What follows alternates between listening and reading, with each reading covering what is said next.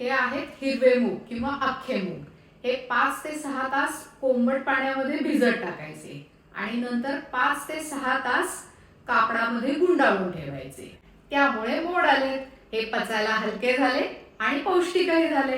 Doctor सुद्धा सांगतात की मोड आलेली कडधान्य खा म्हणून.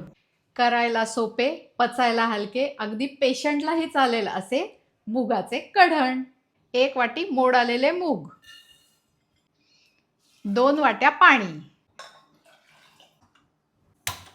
फक्त 1 शिट्टी म्हणूनच तर पटकन होतं.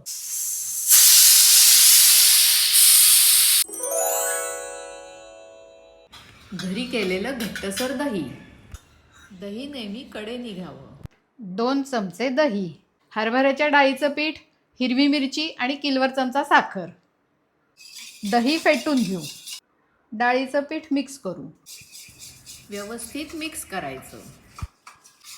गुठळी होऊ द्यायची नाही.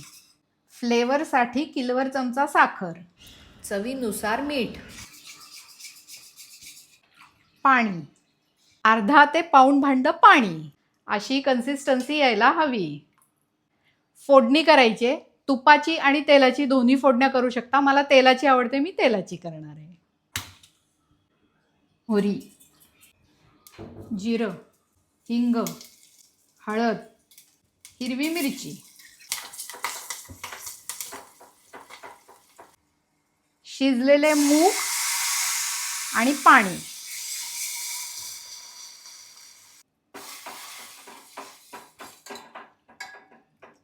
ते जे पाणी आहे त्याच्यातच सगळं सत्व आहे आणि मूग म्हणजे फायबर आहे.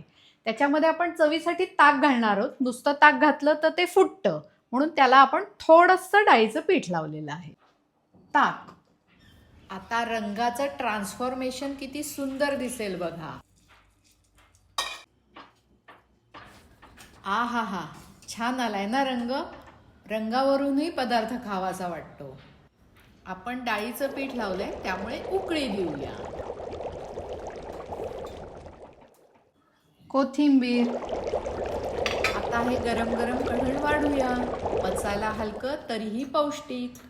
हे तुम्ही सूप म्हणूनही घेऊ शकता, अगदी घसा शेकत शेकत, किंवा जेवणामध्ये सुद्धा पातळ पदार्थ म्हणून घेऊ शकता. गरम गरम मुगाचं कढण, पालकची पीठ पेरून भाजी, दाण्याची चटणी आणि गरम गरम खपली गव्हाचा फुलका. एक लाजवाब जेवण.